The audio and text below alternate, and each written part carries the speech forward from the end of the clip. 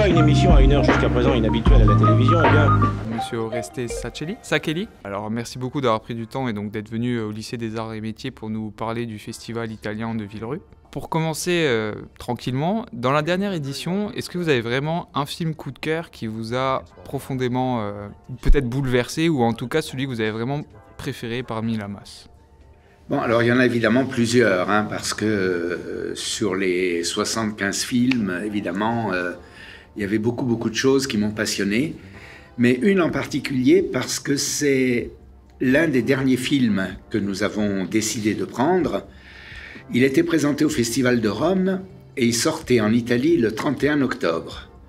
Donc nous l'avons vu juste au moment du Festival de Rome, c'est-à-dire juste avant sa sortie.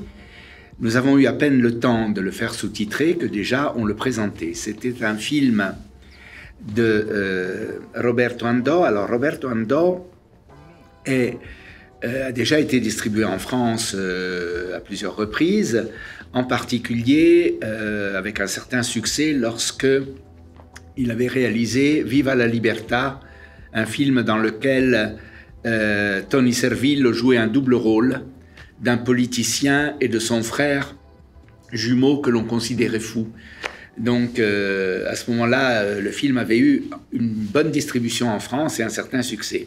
Le film en question s'appelle, celui dont je vais parler, s'appelle La stranezza, mot à mot l'étrangeté. C'est un terme qui est utilisé en Sicile pour qualifier tout ce qui est un peu, disons, surprenant, pas bien clair, voilà. Et dans une lettre de Pirandello à son fils, Pirandello utilise le terme pour dire « j'ai quelque chose en tête, une bizarrerie, je ne sais pas comment je vais lui donner forme ». Voilà, et donc c'est un petit peu là-dessus que s'est basé le cinéaste. Et il a comme personnage principal Luigi Pirandello. Alors, Luigi Pirandello, c'est ce grand Sicilien, ce grand auteur de nouvelles, de romans, mais surtout évidemment de théâtre. Et Roberto Andò part d'un fait réel lorsqu'en 1920, il est venu en Sicile, il habitait Rome, parce qu'il devait rencontrer un autre grand intellectuel italien qui s'appelait Giovanni Verga, qui lui était très âgé et auquel on rendait hommage à ce moment-là. Et à partir de là, il bâtit un récit, disons, naturellement de fiction, qui amène Luigi Pirandello dans son village, dans sa ville d'Agrigente, parce que sa tata, disons, est morte. Donc il vient pour les obsèques. Il les organise et il entre en relation, du coup, avec deux personnes qui s'occupent des pompes funèbres dans la ville et qui s'occupent aussi de théâtre. Ils connaissent le nom de Luigi Pirandello, mais ne connaissent pas son visage. Et lui ne se présente pas. Donc il y a déjà tout ce quiproquo. Et Luigi Pirandello, qui est un peu en recherche d'une forme pour quelque chose qu'il a en tête, mais il ne sait pas très bien comment encore, assiste à leur répétition dans la ville, et en particulier à une répétition pendant laquelle il y a une sorte de rixe dans la salle, parce que l'une des personnes qui est là pour assister au spectacle s'aperçoit qu'en fait c'est de lui qu'on parle sur scène. Et donc il y a comme ça toute une confusion entre la scène et la salle. On revient à ce moment-là au réel. Luigi Pirandello a l'idée des 6 personnages en quête d'auteur qu'il monte. Alors là, on revient dans la représentation de la réalité. La première de cette pièce à Rome, qui a été un échec total avec les gens qui l'ont injurié, etc., etc. Mais, coup magistral, je pense, de Roberto Andò, c'est que après avoir vu justement cette façon, cet accueil désastreux du public, qui n'avait rien compris, juste après, il y a un panneau qui dit « La pièce a eu un grand succès dans le monde entier et il a été prix Nobel de littérature ». Donc c'est évidemment un film sur la Sicile, sur la façon dont réalité, fiction, tout cela se mélange fréquemment dans l'esprit des Siciliens. Roberto Andò me racontait que dans le temps, il y avait le théâtre des Pupi, des marionnettes qui représentaient en gros les grandes épopées des paladins de France. Et donc qui mettaient les Sarrasins opposés aux Francs. Roland face à ses ennemis. Et lorsque le traître arrivait sur scène et qu'il faisait massacrer les paladins, la salle l'invectivait et attendait même la fin du spectacle parce qu'il voulait la marionnette pour la tuer, quoi. Bon, voilà. Donc c'est un peu sur cette façon sicilienne de concevoir une proximité entre la fiction et la réalité qui est finalement à la base aussi du théâtre de Luigi Pirandello que Roberto Andò a voulu mettre en scène.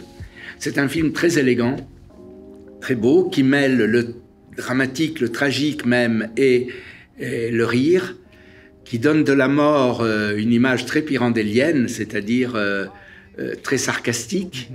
Voilà, c'est le film que j'ai vraiment le plus apprécié, entre autres aussi parce que c'était aussi le moins attendu et peut-être le plus, je dirais, le plus élégant et le plus abouti dans la mesure où il arrive à tenir un propos profond sur la littérature, sur la Sicile, sur Pirandello, tout en ayant une forme très, très simple, somme toute. Disons qu'on peut très bien regarder et voir sans rien savoir de Pirandello. Et je comprends mieux maintenant pourquoi vous êtes aussi professeur dans la façon que vous avez de parler et de présenter les choses. On a envie de vous écouter. Merci. Donc, pour une interview, ça tombe bien. C'est vrai que vous faites un chouette métier, ça on peut le dire. Et comment on arrive, je me dis toujours, à devenir président donc, d'un festival pendant de nombreuses années? Est-ce que c'est un peu par hasard? Est-ce que c'était quelque chose auquel vous vous destinez depuis longtemps? Tout à fait par hasard. Par hasard. Tout à fait par hasard. En fait, j'étais enseignant dans le secondaire à Briey, qui est donc à une trentaine de kilomètres de Villerue, au sud de Villerue. Et lorsque j'ai vu qu'il y avait un festival italien, bon, le cinéma m'a toujours plu, depuis ma plus tendre enfance, je dirais, j'ai décidé d'aller voir les films. Cette première édition, je les ai tous vus. Et quand j'ai vu l'année d'après qu'il y avait une autre édition, j'ai été frappé à la porte de la Maison des Jeunes et de la Culture pour demander s'ils me feraient des projections en journée pendant la semaine pour un public scolaire, pour des élèves que j'emmènerais dans un bus. Bon, ils m'ont regardé un peu étrangement, bizarrement, puis ils ont dit bah, « pourquoi pas ?» Donc je suis arrivé avec mes 30 élèves et on a vu 2 films ce jour-là, dont la journée particulière de Scola qui les a fortement marqués. Ils m'en parlent encore, certains que je revois. Ça a démarré comme ça. Au bout d'un moment, ils m'ont dit « mais viens travailler avec nous ». Et je suis entré dans l'organisation. Comme ma pratique de l'italien était, disons, bonne, académique, ainsi que ma connaissance de l'Italie et de la culture italienne, j'ai aussitôt été chargé en particulier des traductions. C'est ainsi que j'ai eu l'occasion de traduire sur scène les différents invités qui sont passés par le festival. Au début, il n'y avait que moi. Et puis progressivement, maintenant on est 5 à faire ce travail parce qu'il arrive qu'il y ait des moments où il y a plusieurs invités en même temps. Et donc voilà. Alors ça a été ma première tâche, avec celle d'organiser le public scolaire. Et c'était en quelle année? Parce que si je me trompe pas... Alors ça, c'était à partir de 79. Voilà, je suis donc dans le festival depuis 1979. Ah, incroyable. Par ailleurs, j'ai été l'un des premiers dans le secteur, disons, de l'Académie de Nancy-Metz à utiliser des extraits de films en cours de langue. À un moment où personne ne le faisait, où moi j'avais déjà une série de cassettes et un magnétoscope parce que dès que ça a été disponible, je me suis équipé. Et lorsque les magnétoscopes sont arrivés dans les établissements scolaires, personne n'avait d'outils. Alors moi, j'avais mes cassettes. Les inspecteurs d'Italiens se sont souciés d'essayer d'introduire l'audiovisuel par document réel dans les cours de langue. Et donc, ils ont essayé de savoir qui, en France, bricolait dans son coin dans ce domaine.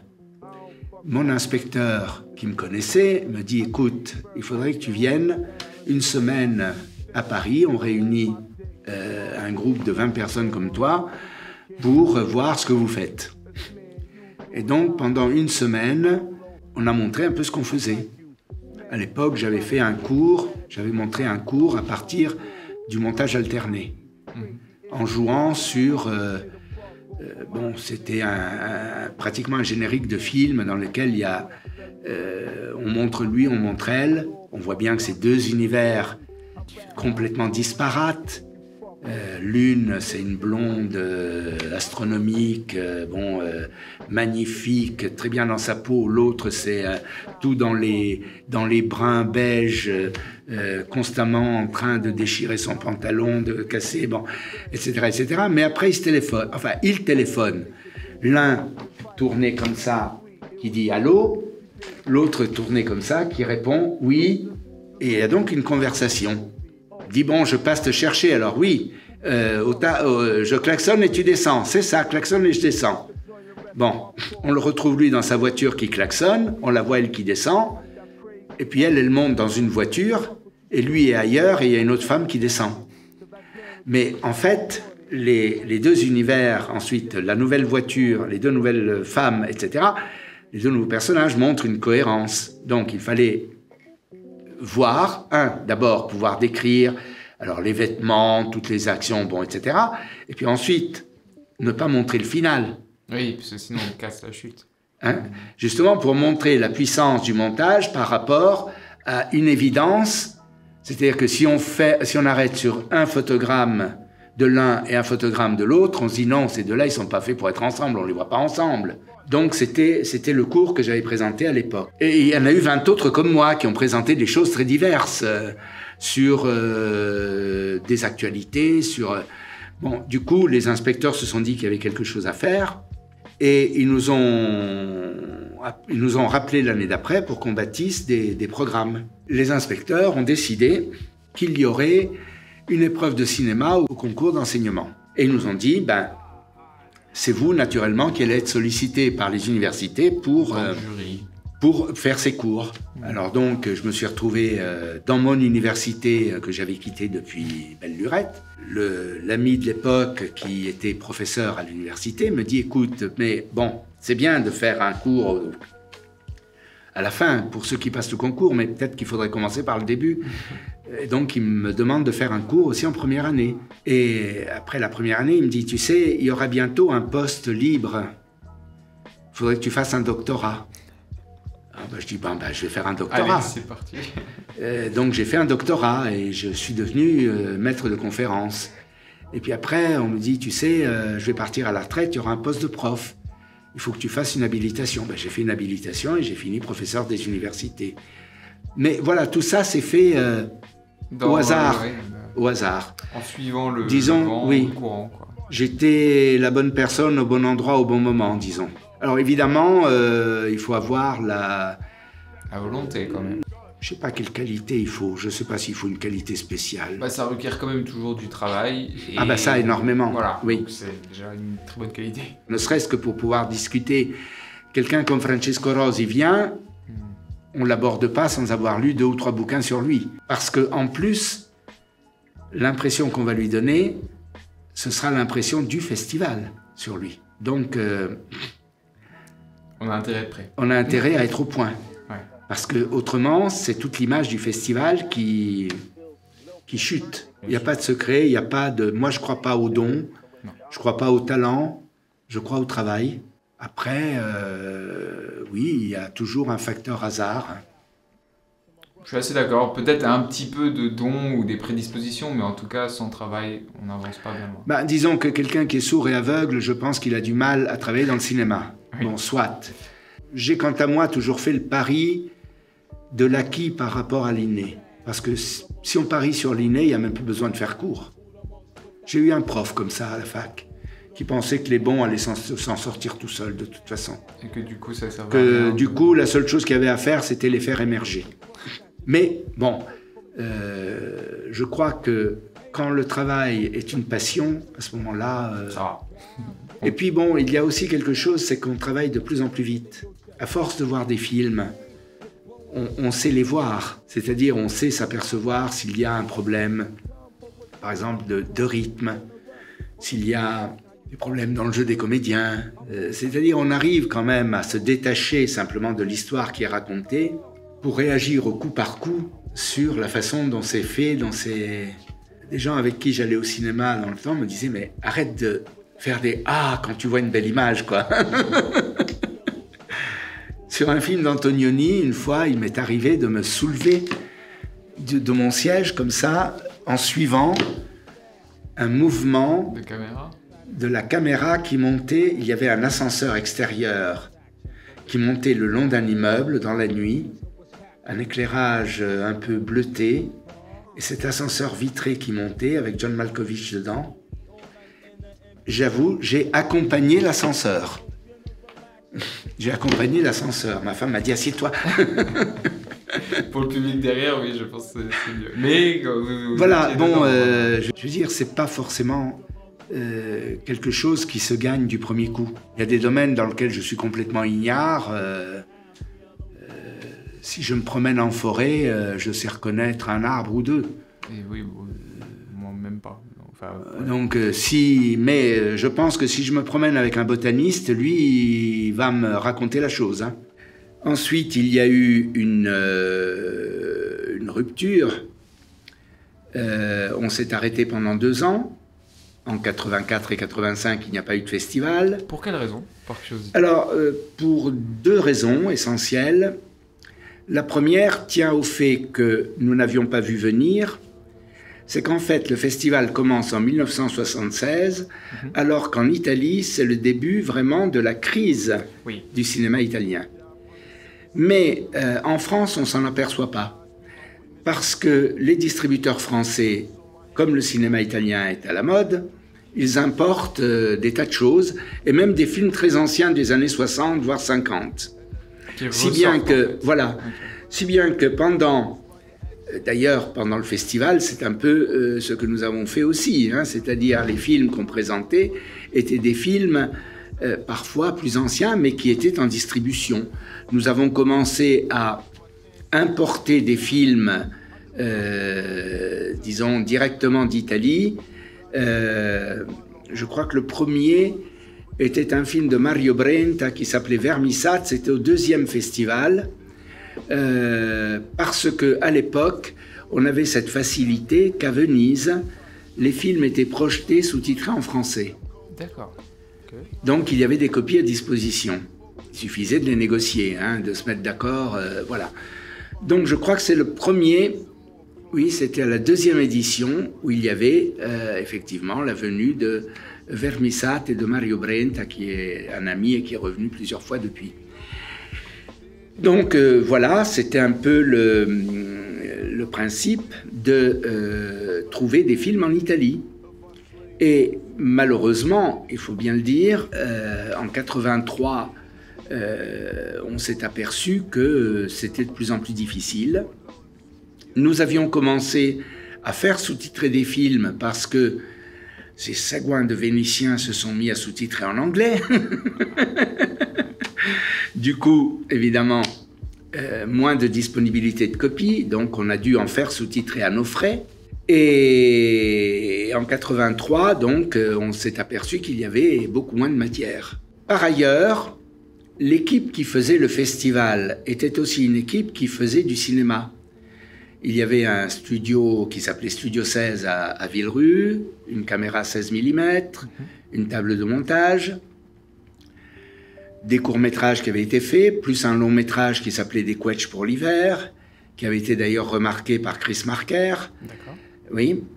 Et l'idée des des organisateurs du festival, des membres, disons, de la MJC, était de faire un film sur les 100 ans de la sidérurgie et de l'immigration italienne. Le film s'appelle L'anniversaire de Thomas.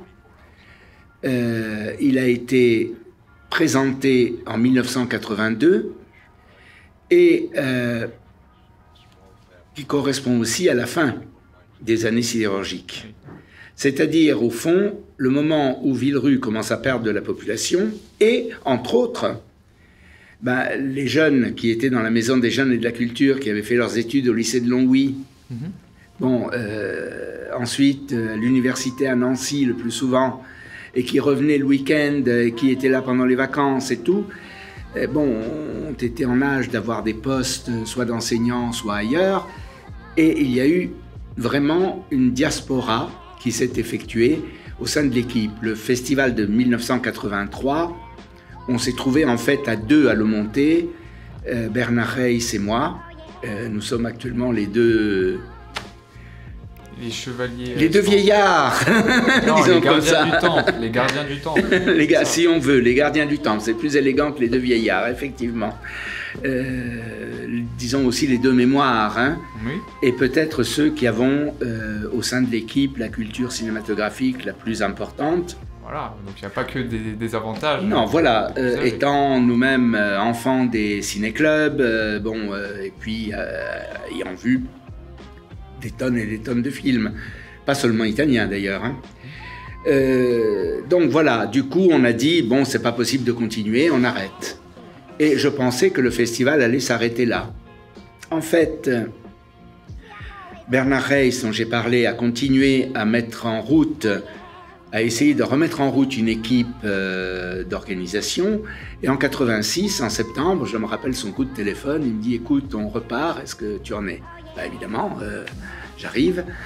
Et nous avons redémarré en 86, donc, mais très petitement, et sur un autre cinéma. Alors jusque-là, nous avions présenté, entre autres, beaucoup de ce que les distributeurs français importaient, à savoir beaucoup de comédies et beaucoup de films policiers politiques, disons, hein, plus ou moins.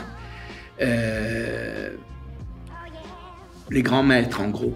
Hein, d'ailleurs, avaient déjà défilé chez nous, Scola, Comencini, Rosi, Taviani. Donc voilà, c'était déjà ce cinéma qui avait été bien exploré, et qui ne produisait plus autant qu'avant. Oui. Alors on est reparti sur un cinéma, disons, plus contemporain de l'époque. En particulier, nous avions déjà présenté Nanni Moretti, il était venu en 82. Nous avions présenté Carlo Verdone, nous avions présenté Maurizio Nichetti et d'autres. Ces trois-là ont été peut-être les plus acceptés directement. Mais il y avait aussi tout un cinéma différent de celui des maîtres d'avant. Et le public s'est trouvé un peu désorienté. Il a fallu qu'il s'habitue. Ça a pris un certain temps. Ça a pris jusqu'au moment où il y a eu Nuovo Cinema Paradiso, qui a ramené, disons, à ce moment-là, un cinéma, disons, populaire, oui, en même temps que profond, hein, puisque c'était au fond la crise du cinéma italien qui était explicitée. Et puis après, le festival a redémarré. Il y a eu après une crise nécessaire, c'est-à-dire pas due au hasard, c'est-à-dire au fond la nécessité de couper le festival de la Maison des Jeunes et de la Culture. Complètement cette fois. Complètement, les séparer parce que les exigences étaient très différentes, les budgets n'avaient rien à voir, ça ne s'est pas fait très simplement. Ça a été un peu douloureux. Certains l'ont reproché beaucoup, d'autres ont quitté définitivement. Mais globalement, il fallait que ce fût fait. Et c'est là qu'on a créé une association nouvelle qui s'appelle le Pôle de l'Image, dont j'ai été membre fondateur avec 3 autres personnes. Je suis le dernier présent encore au festival. Et nous avons mis en route donc cette association et le festival a poursuivi Et même, nous l'avons passablement professionnalisé et développé. C'est-à-dire que progressivement, avec Antoine Compagnonne, qui était à ce moment-là, que nous avions embauché dans l'association, qui était Monsieur Cinéma, projectionniste, etc., exploitant au sein de la Maison des Jeunes et de la Culture, il est passé avec nous, avec toutes les activités cinéma. Donc, avec lui, nous avons décidé qu'on allait petit à petit le faire grandir, jusqu'à le porter donc aux chiffres actuels de plus de 70 films et largement plus de 30 000 spectateurs, si le Covid permet.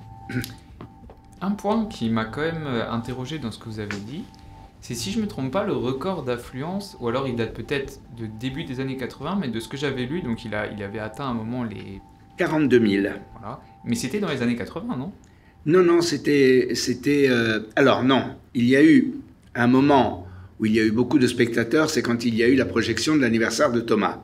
D'accord, c'est ça qui... Parce que pratiquement toute la ville est venue, bon voilà, mais ça c'est un cas à part. Oui, c'est vrai. Autrement, le maximum, oui, on était à un peu plus de 40 000 dans les années 2010, avant que le Covid s'en mêle. Bien sûr, bien sûr. Je pense de toute façon que ça a été le cas pour tous les festivals, que les dernières années ont été plus difficiles. Ça, oui, et même, je dois dire qu'on s'en sort très bien. On a rebondi très rapidement, puisque cette année, nous avons retrouvé 37 000 spectateurs, 32 000 l'année dernière. Donc voilà, nous retrouvons notre public, notre public. Disons, le public, naturellement, change aussi d'année en année, partiellement, même si on voit des têtes depuis très longtemps. On a des habitués. Mais évidemment, chaque année, il se rajeunit un peu par rapport, disons, à certains qui ne viennent plus. Donc, voilà, pratiquement, disons que l'audience est presque retrouvée. Si cette année, on nous avait dit qu'il y aurait 37 000 entrées, on aurait signé des deux mains tout de suite, évidemment. Tant mieux, et même à beaucoup moins. Et du coup, j'imagine que vous êtes vous-même issu de l'immigration italienne, ou peut-être être né en Italie directement. Je suis né en Italie, je suis arrivé avec mes parents en 1957. Pour aussi des raisons pour le travail, j'imagine. Pour le travail, oui. Mon père pour le travail, oui. Par curiosité, dans quelle région en Italie? Alors, en Toscane, et dans une ville qui alimente toute la Toscane en marbre, la ville de Carrare. À quel âge avez-vous quitté exactement? À 10 ans. Ah, donc vous avez quand même eu des bons souvenirs. Je veux dire, vous n'étiez pas un bébé. Oui, de bons souvenirs cinématographiques, entre autres. J'ai jamais habité plus loin, à plus de 300 mètres de un, voire deux cinémas. Oh. Donc que ce soit en tant qu'enfant ou après en tant qu'adulte. Après, en tant qu'adulte, ça a été plus compliqué parce que on est arrivé dans un petit village des Vosges où le cinéma, c'était monsieur le curé qui venait le samedi soir avec son appareil 16 mm, ses bobines, voilà. Mais déjà, je vendais les tickets et je présentais les bouchers Suchard à l'entracte. Voilà. Donc, même en tant qu'enfant, vous avez vu quand même une différence entre le cinéma tel qu'il était vécu en Italie et en France? Peut-être de manière plus populaire en Italie? Évidemment, j'habitais en ville. Carrare est une ville quand même relativement importante. J'habitais moi-même dans le quartier qui s'appelle Marina di Carrara, donc au bord de la mer. Il y avait 3 cinémas, il y avait les trolleybus, le port, les plages. Rien à voir avec le petit village de 150 habitants des Vosges dans lequel nous sommes arrivés. Mais bon.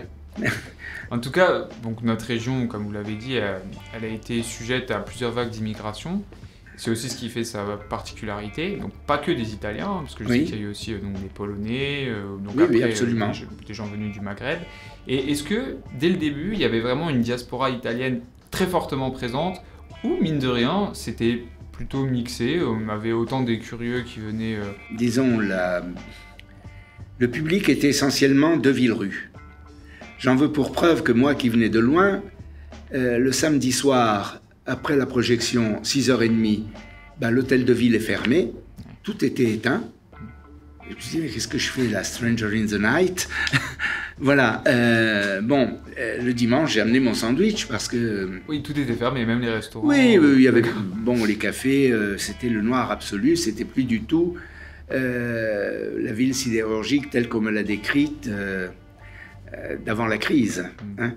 Donc, au départ, évidemment, c'est surtout une population locale dans laquelle les Italiens et les descendants d'Italiens, parce qu'au fond, dire les Italiens, ça ne veut pas dire grand-chose, dans la mesure où les premières vagues d'Italiens qui sont arrivés à la fin du 19e siècle ont été intégrés, ont pris la nationalité française, leurs enfants, et ainsi de suite. Donc, la nationalité signifie pas grand-chose, il faudrait regarder les noms. Et je me souviens d'avoir parcouru une année l'annuaire téléphonique de Villerue. Bon, les noms italiens étaient légion.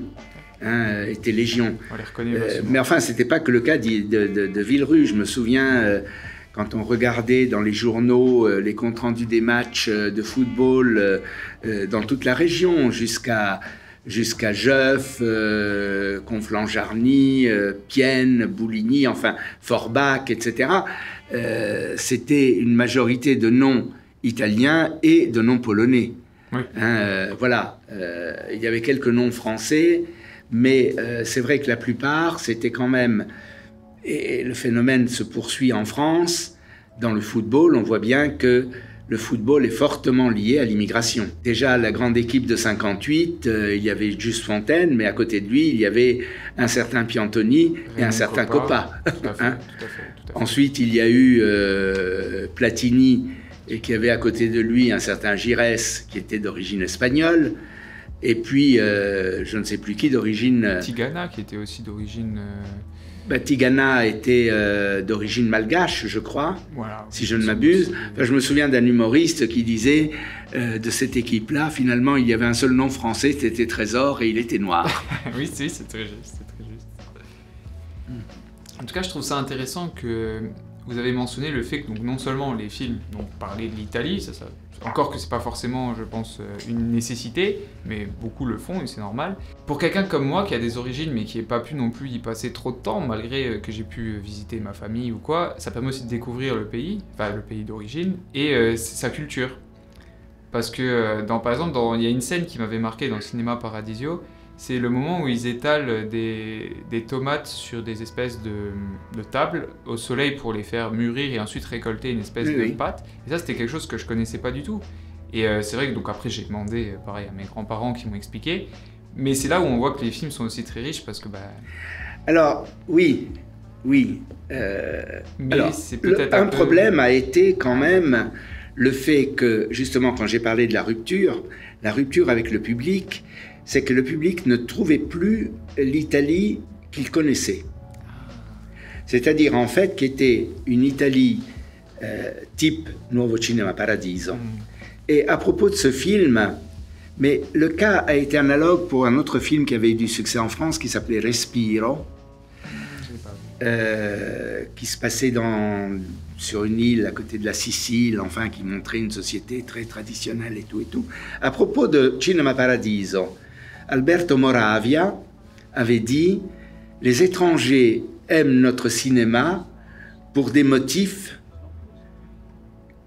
qui ne sont pas la réalité. » C'est-à-dire, c'était un renvoi nostalgique au cinéma que l'on tend à qualifier de la grande époque, à savoir le moment où, après-guerre, alors que l'Italie avait été coupée du concert international, disons France, Angleterre, États-Unis, pour des motifs d'autarcie, il y a eu et de fermeture aussi culturelle, hein, même si certains films des années 30 étaient tout à fait intéressants et en fait préparent le terrain pour ce qui va arriver après, c'est-à-dire quand on voit les noms, les équipes techniques, enfin tout ce qui est mis en place à l'époque, à la fin des années 30, dans l'industrie cinématographique, c'est la base de Cinecittà, c'est la base de tout le professionnalisme des équipes italiennes. Donc, tout d'un coup, arrive 1945 et ce petit miracle qu'est Rome Ville Ouverte. Alors, Rome Ville Ouverte a été Palme d'Or à Cannes mais pas tout seul.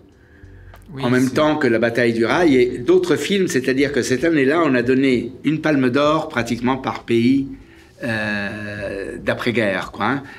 Et lorsque il y a eu la négociation des traités de paix, c'était en 1949, le Premier ministre de l'époque, italien, un grand Européen qui s'appelait De Gasperi, qui était donc un démocrate chrétien, s'est adressé évidemment à la commission en disant « Voilà, je représente un pays qui a été vaincu, même si, en tant que personne et les gens qui sont avec moi, ont toujours combattu le régime qui a amené le pays là où vous l'avez trouvé. » Des résistants. Mais il a quand même, ce monsieur, dit à Rossellini « Ton film a fait beaucoup plus que mon discours pour faire réintégrer l'Italie dans le concert des nations. » Bon, bel hommage quand même au cinéma. Donc voilà, c'est un peu cette nostalgie de ce cinéma qui tout d'un coup était... bon, on voyait des choses qu'on n'avait jamais vues. Mais même des films plus populaires tels que Don Camillo. Oh oui, Don Camillo. Bon, Don Camillo, alors évidemment, le miracle, c'était d'avoir mis Fernandel, qui pouvait du coup amener le public français à voir les films. Et donc, bon, c'est le principe des coproductions, hein, quand elles sont bien faites. Et par ailleurs, pendant des années, les films italiens qui étaient doublés l'étaient toujours avec l'accent de Marseille. Parce que, évidemment, tous les personnages qui sont dans Don Camillo, en français, sont doublés avec l'accent de Marseille pour être cohérent avec Fernandel, et du coup ça avait créé... D'accord, ça a créé une mode en fait, presque. Des films qui n'avaient rien à voir avec la France, hein, mais étaient quand même doublés en français. Gina Lollobrigida, dans un film qui s'appelait Anna de Brooklyn, parlait avec un fort accent marseillais. Je savais pas du tout, mais c'est très drôle de l'apprendre en tout cas. D'accord. Ouais.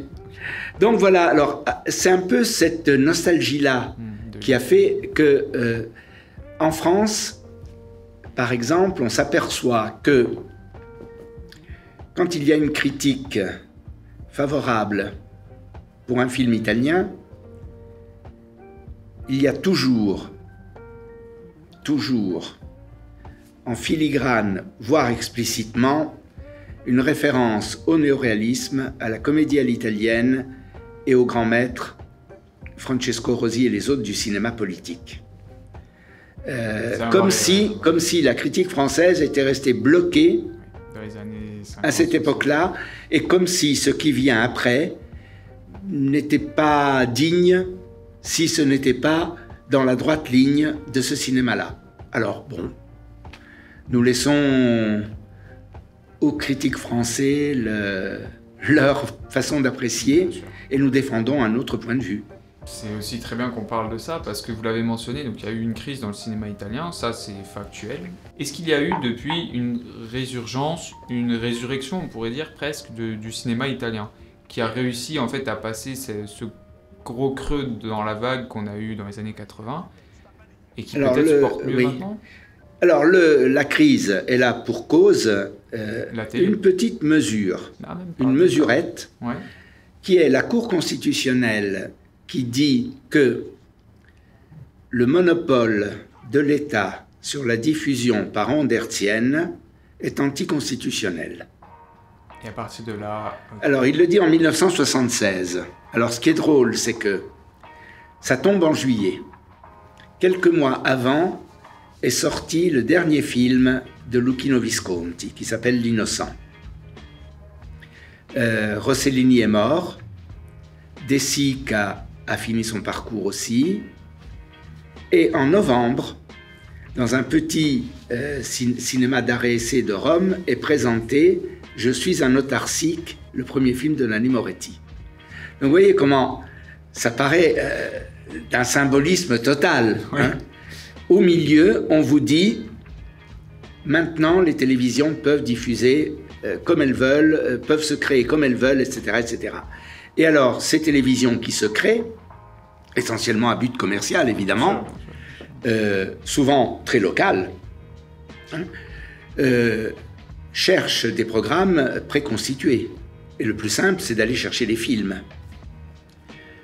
Les distributeurs sont très heureux, parce qu'ils ont des stocks de vieux films dont ils ne savent que faire.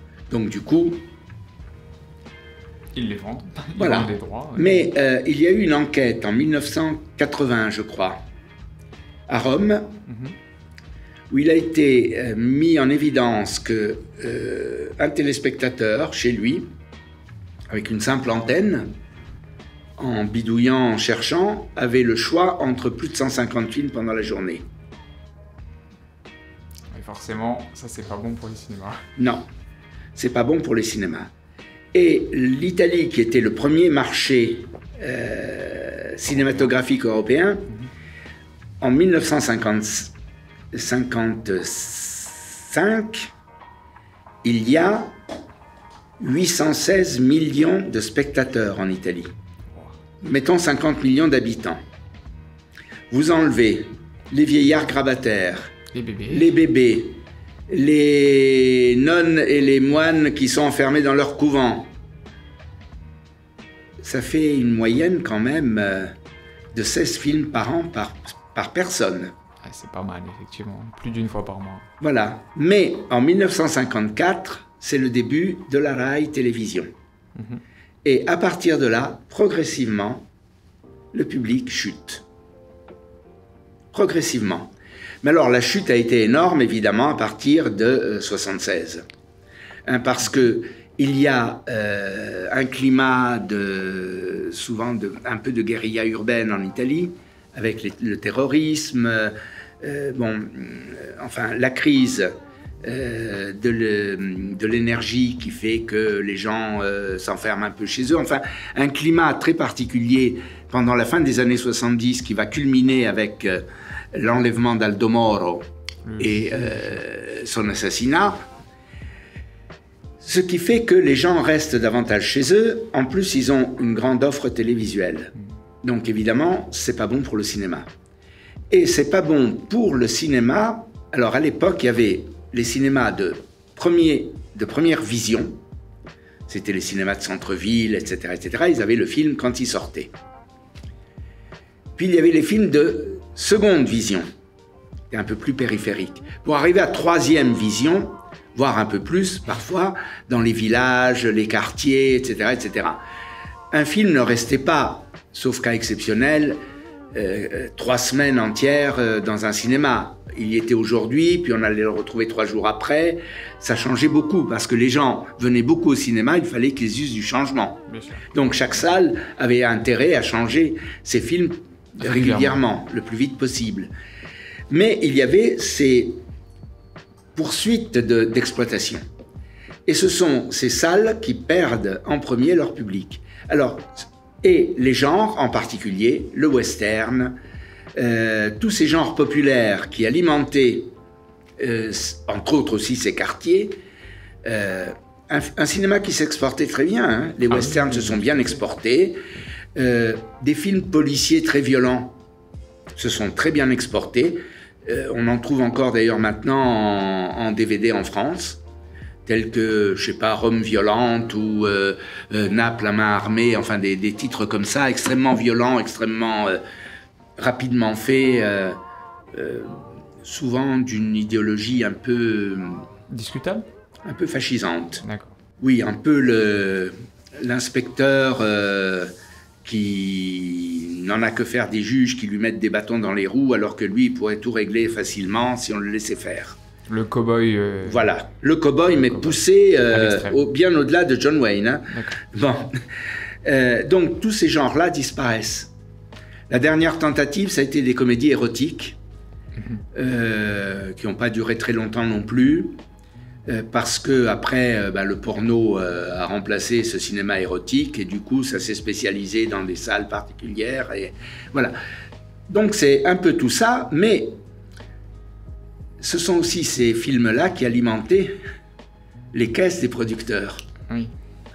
Donc, moins d'argent, moins de spectateurs, tout ça, ça s'entraîne, s'enchaîne, et voilà, la crise du cinéma italien, qui est repartie avec, disons, de nouvelles têtes, de nouveaux noms, plus jeunes.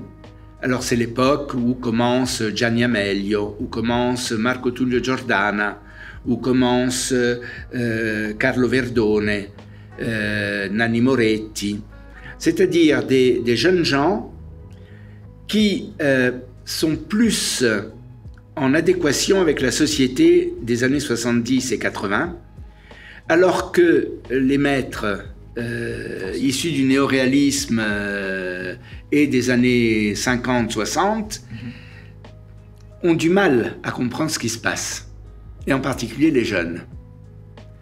Il y a dans 2 films d'Ettore Scola, un de 74 qui s'appelle « Nous nous sommes tant aimés », une relation très particulière entre des vieux résistants qui font leur carrière, qui se retrouvent à la fin et ils s'aperçoivent que des jeunes gens, disons politisés, disons voilà, ces jeunes gens de l'époque, guitare et protestation, ont récupéré leurs chansons de la résistance. Et le film s'achève sur une magnifique accolade entre le vieux résistant et les jeunes. 6 ans après, dans La Terrasse, il y a une incompréhension totale entre ces mêmes personnes, et d'ailleurs les mêmes comédiens aussi, Gassman entre autres, dans des rôles différents, vis-à-vis de personnages plus jeunes. Quant aux jeunes eux-mêmes, il y a 2 jeunes qui sont là dans cette soirée, ils n'ouvrent pas la bouche. On ne s'occupe pas d'eux et eux ne s'occupent pas des autres. C'est-à-dire là, tout d'un coup, il y a une fracture. D'ailleurs, si on considère le nombre de films dans lesquels on trouve côte à côte des réalisateurs d'avant et des jeunes comédiens, les jeunes comédiennes, ça va. C'est plus facile. Ou bien des jeunes réalisateurs avec des vieux comédiens, c'est très rare. Ettore Scola a tourné 2 fois en faisant jouer côte à côte Mastroianni et Troisi, donc un jeune napolitain qui était aussi arrivé dans les années 80. 2 fois dans Capitaine Fracasse, non, 3 fois, dans Splendor et dans Che ora è, quelle heure est-il, où il avait justement voulu faire un film uniquement sur eux 2. Verdone a tourné 2 films avec Alberto Sordi, et pratiquement c'est tout. C'est-à-dire qu'en fait, c'est un peu comme s'il y avait 2 cinémas. Oui, c'était devenu 2 cinémas bicéphale, qui se sont scindés, c'est-à-dire il y a le cinéma des maîtres, qui d'ailleurs sont moins engagés dans la réalité italienne. Oui.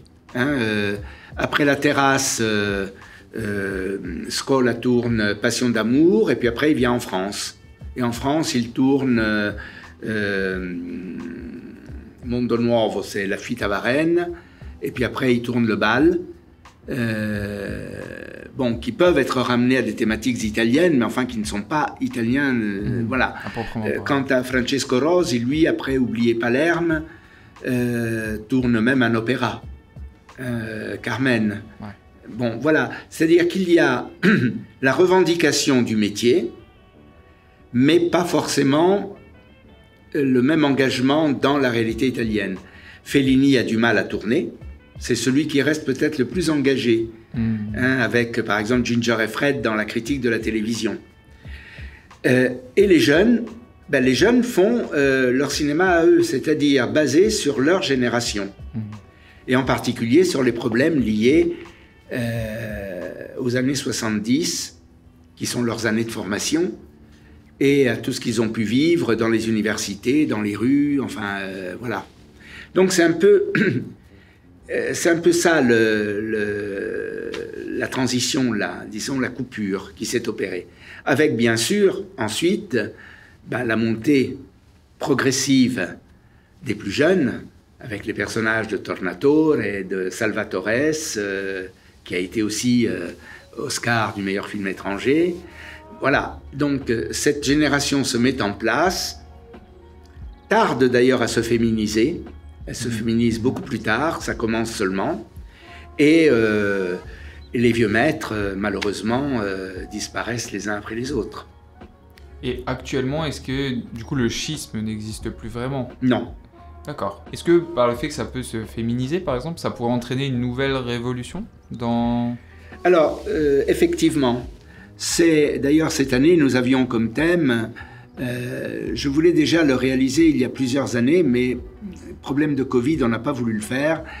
Nous nous sommes intéressés aux réalisatrices des années 2010. Et nous avons présenté leurs premières œuvres. Nous en avions 10, dont nous présentions le premier film, plus 3 qui étaient dans la programmation normale. Alors évidemment, il y a du plus féministe, du cinéma le plus féministe, je pense en particulier à Laura Bispuri, dont on a vu d'ailleurs largement distribué Vierge sous serment. Oui. Et au contraire des femmes qui qui se déterminent comme étant avant tout cinéastes, oui. C'est-à-dire bon, sans forcément, bon, en gros, c'est leur métier. Ce n'est pas forcément leur cheval de bataille. Ce n'est pas forcément un cheval de bataille, mais quand même, chez toutes, on a un peu quand même une veine qui tant dans la partie, disons, de recherche de sujets que dans la manière de traiter les personnages, une façon différente d'évoquer la réalité actuelle. D'accord, intéressant. C'est bien qu'on parle de la programmation du festival, parce que du coup, vous avez dû... Enfin, ça a été, je pense, un plaisir, mais ça a été aussi un travail. Vous avez dû le faire de nombreuses années. Est-ce que vous avez une technique particulière pour sélectionner des films, ou est-ce que ça reste beaucoup à l'affect personnel, ou au fait de juger avec donc les autres membres? Quelle est votre stratégie chaque année pour sélectionner ce qui va être projeté? Bon, vous faites bien de parler de stratégie, parce que... c'est comme une guerre, alors. Non, mais je veux dire, on ne programme pas un festival pour soi. C'est vrai. On le programme pour un public. Il va de soi que chaque année, quand j'ai 5 coups de cœur, c'est bien. C'est une très bonne année pour moi. C'est pas forcément les coups de cœur du public, hein. Voilà. Néanmoins, on les propose. Donc, il s'agit de faire en sorte que le public vienne. On sait très bien qu'on disposait d'une grande salle. Alors maintenant, tout change puisqu'on en a 2 et on n'a plus qu'une petite. Avant, on avait une grande et plein de petites. Maintenant, on a 2 grandes et 2 petites. Alors, il y a évidemment des films qui tiennent la grande salle, et d'autres qui ne la tiendraient pas. Oui. Hein, ça, c'est clair.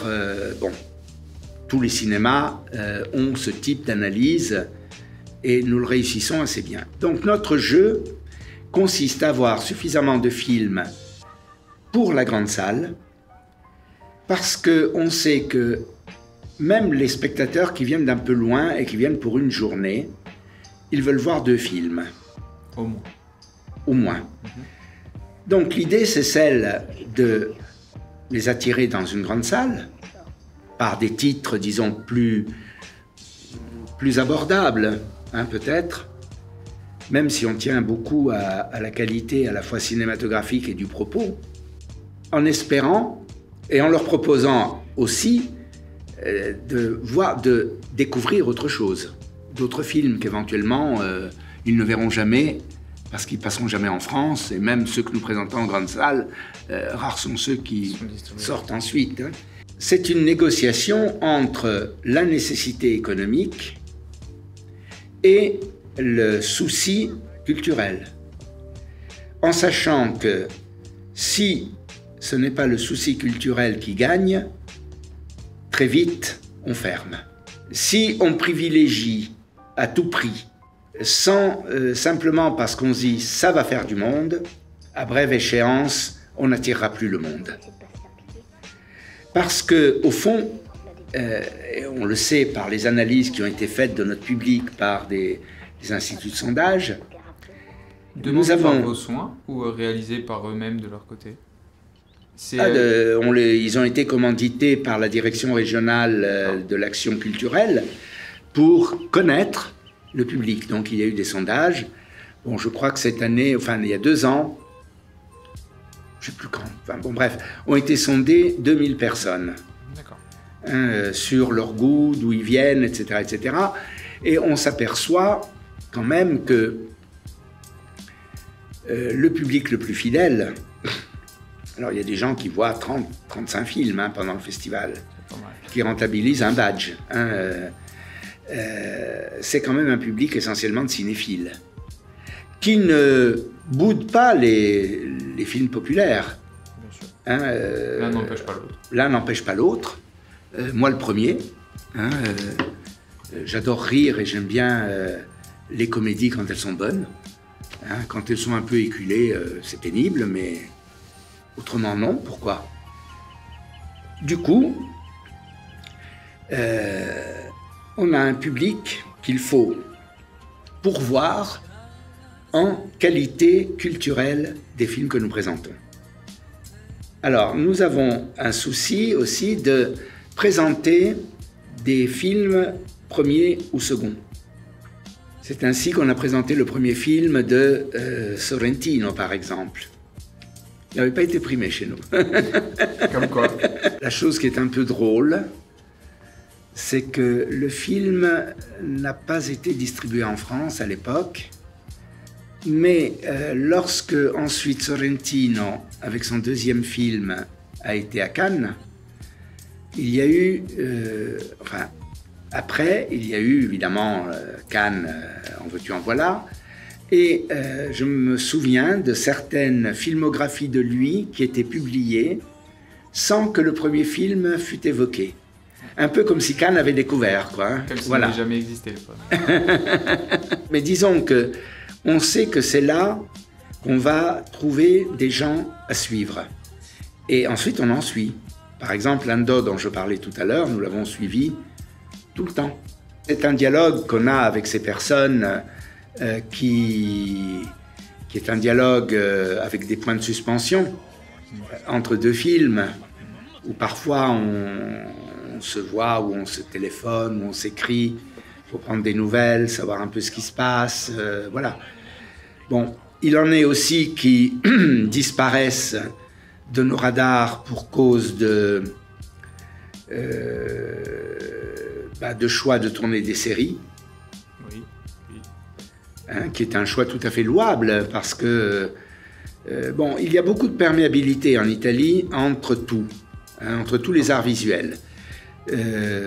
Ando, dont je parlais, a fait, donc si je ne m'abuse, 7 films, mais il a fait plus de 20 mises en scène de théâtre, plus de 20 mises en scène d'opéra, une série. Donc voilà, il y a vraiment cette perméabilité. Il a fait un documentaire pour la télé. Donc c'est vraiment très... Voilà. Volubile. Très volubile. Un cinéaste qu'on a découvert et qu'on suit, qui s'appelle De Angelis, qui a été primé d'ailleurs chez nous, qui a fait jusqu'à présent 3 films à Naples. Une de ses séries vient d'être sur Netflix. Un autre cinéaste que nous avons découvert et que nous comptons bien suivre, qui s'appelle Gomez, qui avait fait un film époustouflant qui s'appelait Brutti e Cattivi, affreux et méchant, sur une bande de handicapés qui veut réaliser un casse contre la mafia chinoise. D'accord, ça un truc... Et c'est vrai que récemment, il y a une série italienne que mon père m'a conseillé, On ne demande qu'à être aimé, ou quelque chose comme ça, qui est tiré d'un livre apparemment italien, qui apparemment est très, très bien. Oui, je crois que l'auteur, si c'est bien le titre, c'est Francesco Bruni, qui est un scénariste qui a commencé comme scénariste, entre autres des films de Paolo Virzi, ils sont copains tous les deux de Livourne, et il a fait lui-même déjà 5 films, aucun n'a été distribué en France, mais de très bons films, on les a tous présentés, c'est encore quelqu'un qu'on suit. Et il a fait donc cette série qui est sur Netflix et qui a très bien marché. Et Gomez, dont je parlais, donc a tourné 2 films très personnels. Et puis, il vient de faire un film qui a marché dans le monde entier, c'est le mois dernier, qui s'appelle Mon nom est Vendetta. Il mio nome è Vendetta. Bon, qui n'a rien à voir avec le cinéma qu'il fait d'habitude. Oui. Mais on lui a proposé de faire ce film. Bon, je veux dire, à un certain moment, c'est un métier d'être cinéaste, donc on ne rate pas une occasion de tourner. Deuxièmement, on peut très bien, quel que soit le métier qu'on fait, vouloir tout d'un coup essayer autre chose. Un changement, bien sûr. Hein? Et donc, il nous a dit, quand il est venu à Villerue, il a dit, vous verrez, c'est tout à fait différent de ce que je fais d'habitude. Effectivement, il a dit, si ça marche bien, il y aura peut-être une suite, il y aura peut-être un numéro 2. Et de fait, le film s'achève presque en laissant des pointillés pour une possible suite. Donc voilà, alors cette perméabilité fait qu'on ne peut pas compter sur une production régulière de films pour le cinéma. D'autant plus que c'est un fait étonnant, mais on pourrait se glorifier de cela. Le film dont j'ai parlé, La Stranezza, qui est donc pas un film tout simple, non, est 5e au classement du box-office de la saison en Italie. Devant lui, il y a juste Avatar, il y a Les Mignons, là où, je ne sais plus comment, un autre film américain, une comédie italienne, et il arrive tout de suite.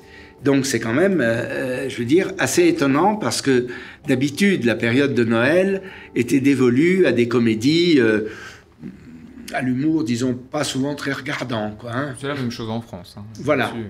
Donc c'est à la fois intéressant parce que, effectivement, que le public se soit déplacé pour voir ce film, c'est très bien. Mais d'un autre côté, où est passé tout ce public qui allait une fois par an au cinéma voir le film de Noël, le film italien, j'entends, de Noël, Che Cozzalone, par exemple, qui est aussi une merveille du point de vue des recettes. C'est les plus grandes recettes du cinéma italien en 5 films, qui sortait le 1er janvier à 0h. Alors, je me souviens avoir vu l'un de ces films un 1er janvier où j'étais en Italie. J'étais à Ferrare, dans un multiplex. Il y avait 14 salles et 6 qui étaient dévolues au film.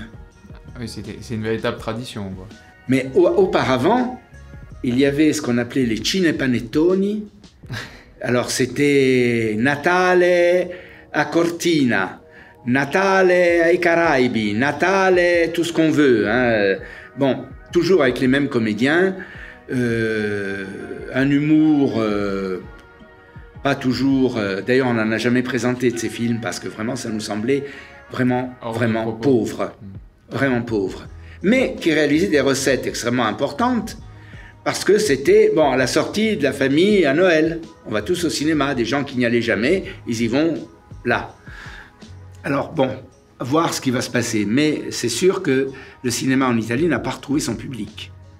Alors évidemment, après, difficile de s'étonner si les cinéastes font des séries, tournent pour Netflix ou d'autres plateformes, bah, évidemment, c'est leur travail. Oui, il faut bien. Leur travail consiste à produire des films, pas forcément à entretenir les salles de cinéma. Après, c'est aux salles de cinéma aussi à faire en sorte que le public vienne. Et sur une année, combien de temps cela vous prend de programmer le festival, d'établir cette stratégie de Alors, je ne travaille pas seul. Hein. Oui, j'imagine, mais quand même, de votre côté, ça doit vous prendre... Disons qu'il y a tout un travail de repérage sur ce qui se passe en Italie, ce qui sort. Bon, on a aussi des gens en Italie qui nous conseillent. Hein, on travaille aussi, j'ai un alter ego italien avec moi depuis cette année. Donc, on travaille ensemble pour repérer ce qu'il est intéressant de voir. Et ensuite, ce film qu'on a repéré est vu par un certain nombre de personnes, mon équipe en gros, de 5-6 personnes, pour qu'ils aient, déjà une vision assez importante de ce qui se passe en Italie, qu'on sélectionne ou qu'on ne sélectionne pas, mais au moins ils voient un peu La tendance, les tendances, etc. Ensuite, ils ont apporté un jugement critique sur le fond et la forme. Si c'est complètement positif, je regarde. Si c'est complètement négatif, je regarde aussi, parce que je me dis, est-ce qu'ils ne se sont pas plantés? Intéressant. C'est arrivé une paire de fois, dans l'autre sens plutôt. D'être complètement passé à côté d'un film, bon, ça peut arriver. Et puis, si c'est moyen, je regarde aussi. Vous regardez tout, du coup? Bah oui. C'est-à-dire environ 80-90 films. Conséquent, déjà. À la maison. Sans compter ceux que l'on peut voir par ailleurs. Là, par exemple, je pars à Bastia dans 15 jours.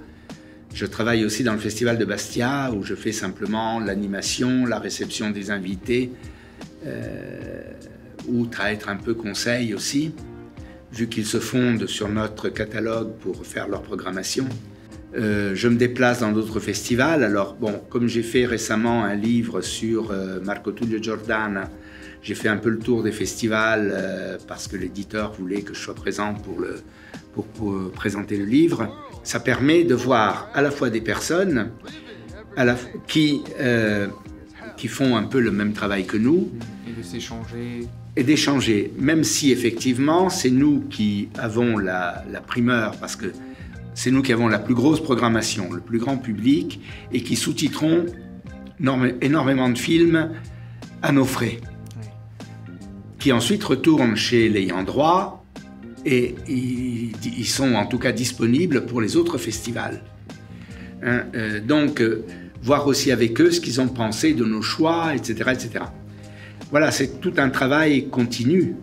Bon, parfois, c'est vrai que un film dont je constate qu'il a été négligé par tous mes collègues, au bout de 10 minutes, je leur donne raison. J'accélère un peu, je saute un peu et je m'aperçois que, bon, effectivement, parfois aussi, certains films qu'ils ont vraiment appréciés, tout d'un coup, je m'aperçois qu'ils sont complètement fait piéger par une histoire qui aurait pu être belle si ça n'avait pas été un téléfilm dans le plus pur style des téléfilms, et que donc il tiendra jamais le grand écran. Motif pour lequel je projette toujours autant que possible sur un écran avec un vidéoprojecteur. Et pas sur une télévision. Oui, parce que ça permet de voir comment l'image est remplie. Ça, c'est la première partie du travail. Ensuite, il y a un moment important qui est Cannes, mais j'y vais pas. J'y envoie des collaborateurs qui aiment bien y aller. Moi, je vais à Venise. Et alors là, bon, je vois, on est plusieurs à y aller. On voit pratiquement tout ce qu'il y a d'Italien au Festival de Venise. Et après, arrive le moment douloureux des choix. Et à ce moment-là, on se réunit en gros à 3, 4. Et à ce moment-là, combien vous avez de films au total? Du coup, le moment du choix, combien vous avez de films au total? Et combien vous devez en enlever donc, pour arriver aux 70, 75? Alors, attention, dans les 70, 75, il y a... C'est vrai qu'il y a aussi des rétrospectives. Il y a les rétrospectives, bon, etc. Il y a des films, j'allais dire, obligés, c'est-à-dire des films qui ont un distributeur français. Okay. Alors ceux-là, d'office, on les prend. Oui. Parce que, bon, le film, soit est déjà sorti, et nous lui donnons une deuxième chance, parce qu'on sait très bien que c'est souvent des films à réessai qui n'ont pas eu une très large distribution. Et c'est pas parce que le film est déjà sorti qu'il aura moins de succès chez nous. Parfois, il en a beaucoup plus d'ailleurs. Et puis, si c'est des avant-premières, on les prend aussi, évidemment. Voilà. Donc, il y a tout ça. Et là, on doit sélectionner en gros, bon an, mal an, une quarantaine de films. Sur un total de... Donc là, dans votre sac à dos, entre guillemets, vous en avez combien? 90. Donc vous devez au 100. moins enlever la moitié, quoi. Oui, Voilà, plus. C'est Plus. pas facile, hein. C'est souvent douloureux. C'est souvent douloureux parce qu'on aimerait bien en présenter davantage. Mais, alors là, il faut aussi tenir compte du fait que nous sommes un festival un peu particulier dans le sens où nous avons une durée qui est requise par la situation géographique de Villerue. Les gens viennent de loin. Nous disposons de 1200, 1400, 1500 places à peu près par séance, pas plus. C'est donc surtout pendant les week-ends que nous avons du public. Donc nous devons nous situer sur les 3 week-ends avec en intermédiaire la Toussaint et peut-être le 11 novembre, ou en tout cas, voilà. Parce que c'est le moment où le public, étant plus disponible, se déplace. Le soir, c'est un public essentiellement local. Enfin, local, disons, depuis Luxembourg jusqu'à Metz. Oui, Longwy, voilà. les trajets restent faisables. Voilà, les trajets restent faisables. Mais il n'y a personne qui vient de Nancy un soir. Tenant compte de cela, nous devons pouvoir les exposer au moins 6 fois chacun. D'où l'étalement sur les 3 week-ends. Donc du coup, ça limite forcément le nombre de films par rapport au nombre de séances dont on dispose. Alors nous qui espérons à l'avenir réaliser des films, si par exemple on fait un court-métrage ou un long-métrage qui est en rapport avec l'Italie, Oui, est-ce que c'est suffisant pour pouvoir prétendre à être Oui. projeté au Festival de Villerue, bien ou alors sûr. il faut qu'il y ait par exemple une coproduction italienne ou... non, non. Ça c'est pas un prérequis. Non, nous avions présenté déjà des films qui avaient été tournés localement, qui avaient à voir avec l'immigration, etc. L'anniversaire de Thomas lui-même n'est pas un film italien. C'est vrai. Nous avons présenté les films de Donato Rotunno, Terra Mia, Terra Nostra, qui était purement luxembourgeois, qui parlait de l'immigration italienne au Luxembourg. Et nous avons projeté aussi cette année un film d'un jeune Italien qui habite au Luxembourg, qui s'appelle Fabio Bottani, qu'il a pu réaliser. Il avait fait un projet de web-série avec Edge 2022. Il a obtenu le financement et puis au fond, quand il a eu tout tourné, il s'est dit qu'il valait mieux faire un film. Alors l'arrivée de la jeunesse, on l'a présenté aussi. Ça ne nous pose pas problème. On présente aussi des films tournés. On a même eu un film polonais qui se passait en Italie avec des comédiens italiens, mais qui n'avait pas de coproduction italienne, C'est marrant ça aussi. mais qui était parlé en italien du fait. Bon, on a présenté Les Amandiers. Elle est quand même à la fois italienne et française. On a présenté le film de Stéphane Freys, qui lui est français, mais il a fait un film italien. Donc on l'a présenté. Je veux dire, voilà, on est assez large. On a présenté des films suisses de la Suisse italienne.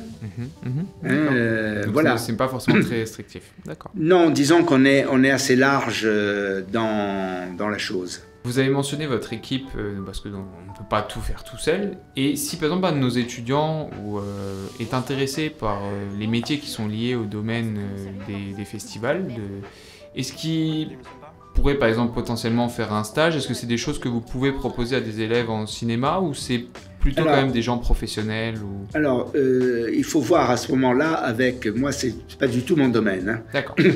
Mon domaine, c'est le domaine artistique. Il y a un délégué général qui s'occupe de tout ça, qui gère la maison. C'est aussi le directeur de la maison.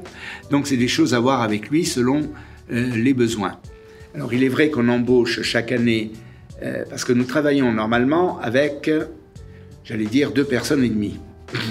Hein, qui sont le directeur, qui sont son assistante, et quelqu'un qui s'occupe de l'informatique, mais qui intervient ponctuellement pendant l'année, et puis beaucoup pendant le... Et au moment du festival, c'est-à-dire de septembre à novembre, nous embauchons 3 ou 4 personnes pour, évidemment, l'événement. Hein. Donc il faudrait à ce moment-là faire acte de candidature. Et vous aviez aussi évoqué donc, beaucoup de rencontres avec donc, des réalisateurs, des acteurs, des scénaristes. Et est-ce que, c'est une question que je pose aussi à toutes les personnes qui travaillent dans les festivals, le fait de pouvoir inviter des techniciens par exemple, ça a déjà été mis sur la table, mais peut-être que souvent ce que l'on me dit c'est que ça reste assez compliqué parce que c'est plus obscur pour les spectateurs et que du coup ça n'intéresse pas autant. Nous avons déjà invité des scénaristes. Une année, on avait même eu comme thème les scénaristes et on avait comme ça montré des films écrits par une dizaine de personnes et nous en avons invité un certain nombre qui sont venus nous expliquer leur boulot. Dont Francesco Bruni, dont je parlais tout à l'heure, qui était venu expliquer l'écriture du scénario dans une masterclass. Nous avons invité un directeur de la photo une année. Nous avons invité une monteuse une année. Alors, c'est des noms importants. Hein. Esmeralda Calabria, qui était venue à l'époque, quelqu'un qui est dans les très bons coups, disons. Hein. Et quelle avait été la réception du public face à ces métiers un peu moins connus? Nous prenons comme base pour cette masterclass la journée universitaire. La journée universitaire, c'est le deuxième mercredi du festival, le matin. Donc pour les universitaires, globalement, il y a la possibilité de voir 4 films, dont un le matin à 10h, suivi de la masterclass, plus 3 autres films à leur choix dans la journée, pour la somme modique de 10 €. C'est sûr que celle qui a le mieux marché, c'était le scénariste. Parce que donc on a eu un soir un scénariste de comédie qui a vraiment fait un show. Alors devant 600 personnes. Et ça a été magnifiquement accueilli. La masterclass s'est faite devant 150 personnes qui s'étaient entassées dans la salle de 120. Ça s'est très bien passé. On a eu une table ronde avec plusieurs scénaristes, hommes et femmes. Et après, il y avait 3 personnes qui étaient là ce jour-là. Et après, il y avait la présentation simultanée des 3 films. Donc là aussi, il y avait du monde à la fois à la table ronde et à la fois,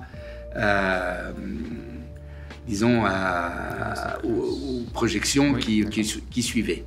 Évidemment, la partie prise de vue, photographie et montage, c'est surtout le montage qui a le moins bien marché pour un motif. C'est que, en fait, il faudrait pouvoir montrer. Or, c'est compliqué. Et par exemple, donc imaginons s'il y a un ingénieur du son qui arrive avec des perches et qui fait un petit atelier pratique, c'est quelque chose qui pourrait plaire aux gens ou ça reste quand même un peu trop Alors, on l'a fait l'année dernière en tant que formation. C'est-à-dire que maintenant, avec les instances de la région Grand Est, on organise chaque année une formation sur un thème. Alors, l'année dernière, c'était sur l'image et on avait un directeur de la photo, quelqu'un qu'on aime beaucoup, qui est de notre équipe pratiquement depuis toujours. Il est devenu directeur de la photo après avoir, tout gamin, tenu quelque peu la caméra au moment du tournage de l'anniversaire de Thomas.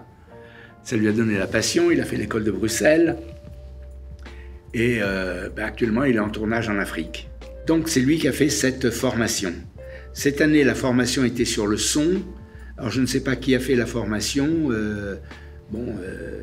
mais là ce sont des professionnels français qui s'adressent à un public soit de professionnels, soit de personnes simplement qui sont intéressées. Mais le nombre est limité, évidemment, à je crois que c'est une quinzaine, une vingtaine de personnes. Sur invitation, du coup, ou il faut proposer sur demande. Sur demande. Oui. Et imaginons que la demande surpasse l'offre, est-ce que dans ce cas... Je ne sais pas. D'accord. Je ne sais pas du tout mon secteur. Non, c'est intéressant. Je me renseignerai sur celle qui va être prévue pour l'année prochaine. Oui, on est très loin de déterminer quoi que ce soit pour l'instant. Hein. Pour l'instant, c'est le repos. Après le combat, comme vous. C'est recommencé, on est reparti, on a déjà du pain sur la planche. En fait, on travaille 16 mois sur un festival. C'est énorme parce que du coup, ça chevauche. Oui, ça se chevauche. Mais c'est-à-dire, en fait, c'est normal parce que à Venise, on voit des choses qui ne seront pas disponibles. Et que vous gardez en tête. Et qu'on garde en réserve. Pendant le festival, on rencontre des gens. On a des informations. Même des films qui nous arrivent en dernière minute et qu'on ne peut plus intégrer, qu'on met de côté pour l'année prochaine. Parce qu'on trouve que ça vaut le coup. On a déjà, comme ça, 4-5 films qui sont prêts, là, au chaud, dans le disque dur. Outre cela, il faut constamment être, chacun dans son domaine, moi c'est plus dans le domaine culturel évidemment, au fait de l'événement. Par exemple, là j'ai fait avant-hier une interview de Roberto Andò d'une 50aine de minutes au téléphone pour une revue qui m'a commandé cette interview. Parce que c'est, bon, le moment, alors ça tombait bien, bon, le film, non seulement je l'avais vu, je l'avais aimé, Roberto Andò, je le connais. Donc voilà, c'est un peu tout ça, c'est-à-dire il faut pouvoir à un moment décrocher son téléphone et être en contact avec X ou Y pour saisir une occasion. Donc c'est un festival qui date des années 70, c'est un des plus anciens en France, si je me trompe pas. Oui, alors tout le monde est étonné déjà de notre longévité. Voilà. Quelle est la clé de cette réussite? Est-ce que c'est vraiment, comme on l'a dit un petit peu donc, au début de l'entretien, le fait d'avoir réussi à souder une base qui est en attente d'une certaine qualité et qui revient, ou il y a la recette magique, elle vient d'autre part? Difficile à dire. J'ai l'impression qu'on évite de se poser la question et que peut-être il ne faut pas tenter de réduire ce succès en formule. Parce que peut-être que si ça devenait une formule, tout d'un coup, ça se scléroserait. Oui, il y a encore quelque chose qu'on pratique. Je me souviens, j'étais à Turin, c'était avant Noël, une année. Je sors de La vie est belle qui venait de sortir en Italie. Immédiatement, mon portable, j'appelle mon copain Antoine, je dis Antoine, j'ai quelque chose. J'ai quelque chose. Je comprends. Bon, voilà, c'est-à-dire, et même cette année, il nous est arrivé un truc alors fantastique. La veille de la conférence de presse, on s'était réunis à Villerue pour mettre un point final parce qu'il fallait éditer le programme pour les journalistes le lendemain. On se réunit à 9h du matin, on papote, on boit le café, on discute, on examine tout, enfin tout est au point. Arrive un mail d'un cinéaste copain qui est déjà venu 2 fois, on a présenté ses 2 premiers films, une fois il a même gagné, donc c'est quelqu'un qu'on observe. Hein. Il nous envoie un mail en disant « Je suis très content, j'ai présenté mon film à Rome hier soir, ça a bien marché. Ils sont en train de mettre les sous-titres français. Est-ce que ça vous intéresse ?» Oui. On lui dit évidemment. Si les sous-titres sont faits, je lui dis, il faut envoyer le film, qu'on le voit quand même. On lui dit, on prépare une copie MP4 et on l'envoie. On reçoit le truc vers 12h30. Je rentre à la maison. Je vois le film, il est le temps de rentrer, etc. Il est 4h30 à peu près. À 5h30, enfin un peu avant, à 5h30, je me souviens, j'ai fini de le voir, j'écroche le téléphone, j'appelle, je dis, faut qu'on le prenne. En plus, j'avais une copie sous-titrée, donc il montrait bien que les sous-titres existaient. Mais du coup, il fallait l'intégrer. Dans le programme. À la fois dans la grille des heures et modifier tout le catalogue pour insérer par ordre alphabétique, le film à sa place. Et c'était pour le lendemain. Et c'était pour le lendemain. Ouais. Et ça a été fait. Ils ont dû travailler la nuit. Mais... Et le film a bien marché. Tant mieux alors, ça a été un bon choix. Oui, alors là, j'étais un peu inquiet quand même, parce que j'étais le seul à l'avoir vu. C'est vrai. Du coup, ça s'est basé uniquement sur votre jugement. Oui. Eh ben, vous n'êtes pas trompé. Non, mais... oui, bon, non, c'est un risque. Ça arrive de se tromper. Bien sûr. Il y a 2 films cette année sur lesquels mes copains s'étaient plantés. Heureusement que je les ai imposés, dont La Stranezza, pardon. Cela dit, il ne faut pas abuser de la confiance en soi. Hein. Oui, c'est comme tout. Oui, oui. Et après toutes ces éditions, est-ce que vous avez vraiment un souvenir vraiment qui vous a marqué plus qu'un autre? Alors ça peut être une rencontre, ça peut être un film, ça peut être le moment où vous avez trouvé La vie est belle. Donc c'est très personnel hein, comme question, mais c'est juste parce que une petite anecdote qui est, je pense, toujours intéressante. J'étais au festival en 79 depuis 2 ans du coup? 3 semaines en 79. Ah oui, d'accord. J'étais dans l'organisation depuis 3 semaines et on me dit tu peux te libérer tel jour et tel jour parce que il faudrait aller à Rome apporter les billets d'avion à Francesco Rosi. Mon mythe. Je prends l'avion, je pars avec les billets. Je rencontre à Rome notre attaché de presse qui me dit voilà son adresse, il t'attend. C'est parfait. J'y vais, c'est près de Place d'Espagne. Je sonne, on me dit de monter, c'est au 4e étage, je crois. Bon, je prends l'ascenseur, j'arrive, je sonne à la porte. La porte s'ouvre et j'ai une femme d'intérieur, de ménage, qui vient en blouse blanche. C'est pas elle qui m'a frappé, c'est derrière elle, face à la porte, un tableau de Guttuso. Je sais pas si vous savez qui est Guttuso, c'est un énorme peintre contemporain italien qui a dessiné des choses énormes sur la Sicile, sur l'épopée garibaldienne, enfin bon. Alors là, c'est déjà l'extase. Et en même temps, le fait de se sentir tout petit. D'ailleurs, le tableau se trouve dans un générique de l'un de ses films. Il dit « Le maestro vous attend dans son bureau ». Donc on monte, et le bureau, c'est une grande pièce avec une terrasse qui donne sur les toits de Rome, là-bas au loin, Saint-Pierre, enfin bon. J'entre là, le maestro m'accueille, et immédiatement je vois aligné sur une étagère, alors des bouquins partout, sauf la grande baie vitrée qu'il y a devant, la Palme d'Or et le Lion d'Or, plus des dossiers cartonnés, un par film, de ces films. Alors il me fait asseoir dans un fauteuil, lui s'assied dans un grand fauteuil, vous savez, les fauteuils articulés en bois et cuir, et il me dit « Alors, dites-moi, qu'est-ce que c'est ce festival ?» Là, on se sent tout petit, tout petit, une rencontre inoubliable. Alors après, il est venu à Villerue 2 fois. Alors lui, il n'avait pas besoin d'être traduit par les Français. C'était pratique. Néanmoins, j'ai eu l'occasion de le revoir ici à Luxembourg. On s'était revus à Villerue. On s'était revus à Bastia. Bastia, je l'ai accompagné pendant 4 jours.